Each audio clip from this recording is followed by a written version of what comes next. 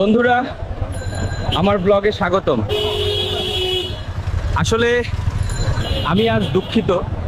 আলামিন আমাকে পিরোজপুরে নিয়ে আসছে, কিন্তু সে আমাকে তার বাড়িতে থাকতে দেয়নি। তাই আজ আমি পিরোজপুরের জঙ্গলে আমার নতুন বাড়ি তৈরি করছি। আমি সকাল থেকে খুব মন খারাপ ছিলাম, আমার বান্ধবী আমাকে ফোন করেছে। দারুণ হবে, দারুণ হবে। আলামিন, তুমি আমাকে তোমার বাসায় থাকতে দাওনি, তাতে আমার কোনো দুঃখ নাই। আজ আমার গার্লফ্রেন্ড আমেরিকা থেকে আসতেছে। কেমন আছো? ভালোবাসা? তুমি এসেছো, খুব ভালো লাগছে। আরে শাহাদাত, মেহেদি, আবু বক্কর, তোরা ছোট ভাই, তোরা প্রেম ছাড়িয়া লেখাপড়ায় মন দে। Oh, that's so much beating. আলামিন, তুই তোর বন্ধুর রাহাত আর চত ভাই শাহাদাতের সাথে থাক। দেখ, আমার কলিজা আমার জন্য আমেরিকান খাবার রান্না করছে। এটা পিরোজপুরে আমার নতুন বাড়ি।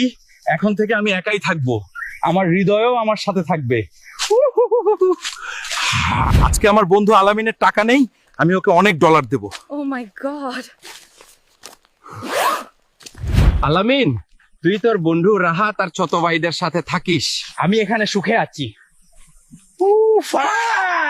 আজ এই খাবারটা খেয়ে নাও, তারপর তোমাকে পিরোজপুর শ্বশুরবাড়ির রেস্টুরেন্টে নিয়ে যাব।